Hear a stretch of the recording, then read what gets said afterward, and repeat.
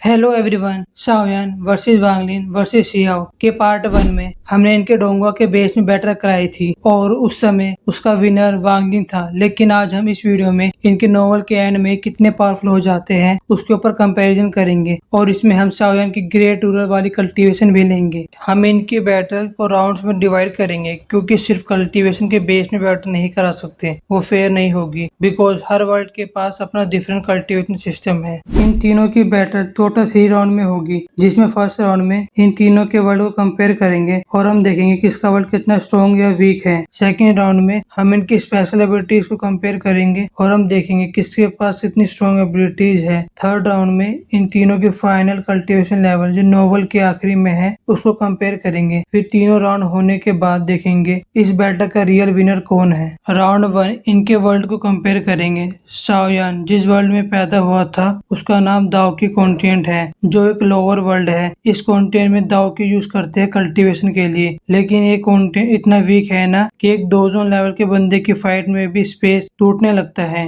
और जब शाओयान break through करता है दाऊदी में, जो कि दाओ की कॉन्टिनेंट की हाईएस्ट कल्टीवेशन लेवल है, तब वो दाओ की कॉन्टिनेंट को छोड़कर ग्रेट थाउजेंड वर्ल्ड में कदम रखता है, जो कि एक अपर वर्ल्ड है, और वहां पर अपनी एंडलेस फायर टेरिटरी बना लेता है। ग्रेट थाउजेंड वर्ल्ड बहुत बड़ा है और उसमें काउंटलेस क्लैन और लोग रहते हैं। एंड वांगलिन प्लेनेट सुजाकू में पैदा हुआ था और वो एक मॉर्टल था, तो उसने काफी मेहनत और स्ट्रगल के बाद वांगलिन प्लेनेट सुजाकू को लीव कर देता है। तब उसको पता चलता है कि ये सिर्फ एक केव वर्ल्ड है। जब वांगलिन केव वर्ल्ड के अंदर सबको डिफीट कर देता है, तब वांगलिन केव वर्ल्ड का मालिक बन जाता है। फिर वो रियल वर्ल्ड में जाता है जिसका नाम इमोर्टल गॉड कॉन्टिनेंट है, जो काफी बड़ा है साइज में। अगर तुम इसको केव वर्ल्ड से कंपेयर करो तो केव वर्ल्ड इसका 1/10,000 भी नहीं है। फिर आता है सिहाओ, एक लोअर रिलम में पैदा हुआ था। लोअर रिलम जो प्रिजन की तरह यूज किया जाता था क्योंकि उनके एंसेस्टर ने कुछ सीन करे हुए होते हैं। जब सिहाओ लोअर रिलम को छोड़कर अपर रिलम में जाता है तो उसको पता चलता है कि अपर रिलम इतना बड़ा है साइज में और इसका नाम 9 हेवन और 10 अर्थ है। अगर हम इन तीनों वर्ल्ड को कंपेयर करें तो किसका वर्ल्ड स्ट्रॉन्गेस्ट है? मेरे ओपिनियन से great thousand world third number पर होगा एंड 9 हेवन और 10 अर्थ सेकंड पर। नंबर 1 पर इमोर्टल गॉड कॉन्टिनेंट होगा वांगलिन का, क्योंकि रेनेगर इमोर्टल नोवेल खत्म होने के बाद परस्यू ऑफ ट्रूथ नोवेल में और स्ट्रॉन्ग वर्ल्ड होगा। इसमें आपका क्या ओपिनियन है कमेंट में बताना। अब राउंड 2, इन तीनों के पास कौन सी स्पेशल एबिलिटीज है? शाओयान को एक और नाम से बुलाते हैं फ्लेम एम्परर, क्योंकि उसके पास फ्लेम मंत्र है और बहुत सारे हेवनली फ्लेम्स, और उनको मिलाकर एंग्री बुद्धा लोटस भी बना सकता है जिसकी पावर बहुत डिस्ट्रक्टिव होती है। एक डायलॉग है ना, हम जिधर खड़े होते हैं उधर से ही लाइन लगने लगती है, वैसे ही शाओयान जिधर खड़ा होता है उधर से ही आग लगने लगती है। शाओयान एक एल्केमी भी है जिससे वो बहुत पावरफुल एलेक्सर बना सकता है।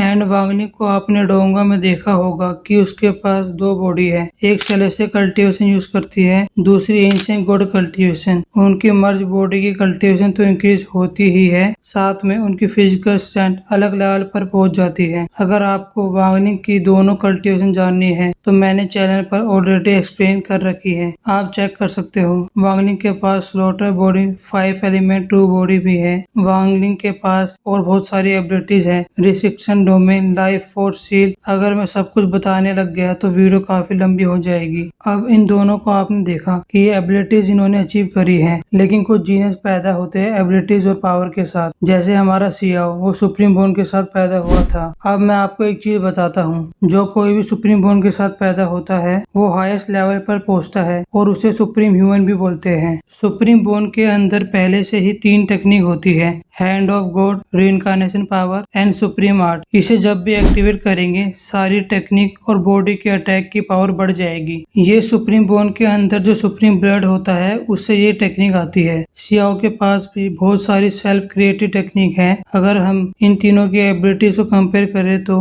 मेरे ओपिनियन से थर्ड पर शाओयान, सेकंड पर वांगलिन, फर्स्ट पर सिहाओ। और इसमें आपका क्या ओपिनियन है कमेंट में बताना। थर्ड राउंड, इन तीनों की फाइनल कल्टीवेशन लेवल। शाओयान जब दाऊदी में ब्रेक थ्रू करता है तब वो ग्रेट थाउजेंड वर्ल्ड में कदम रखता है, तो उसको पता चलता है दाऊदी के आगे भी स्टेजेस हैं। फिर शाओयान ग्रेट रूरल लेवल में पहुंचता है। वांगलिन रेनेगेड इमोर्टल के आखिरी में 4 स्टेप हेवन ट्रैम्पलिंग पर पहुंचता है and pursue of truth novel में वो 10 स्टेप कल्टीवेटर बन जाता है, जो लिटरली बहुत पावरफुल होता है। सियाओ परफेक्ट वर्ल्ड के आखिरी में इमोर्टल एम्परेन में ब्रेक थ्रू कर लेता है और ये परफेक्ट वर्ल्ड की हाईएस्ट कल्टीवेशन लेवल है। अगर हम इन तीनों की कल्टीवेशन कंपेयर करें तो मेरे ओपिनियन से वांगलिंग की 10 स्टेप कल्टीवेशन इन दोनों से काफी स्ट्रॉन्ग है, और अगर इन तीनों में कभी फाइट होती है तो उसका विनर क्लियरली वांगलिंग बनेगा। आपको क्या लगता है कमेंट में बताना, और आपको तांगसेन वर्सेस लोंग हाउचुआन की बेटर कंपैरिजन चाहिए तो इस वीडियो पर 100 लाइक का टारगेट है, पूरा हो जाता है तो मैं वीडियो जल्दी लेकर आऊंगा। And if you hear this and then go on bend your back,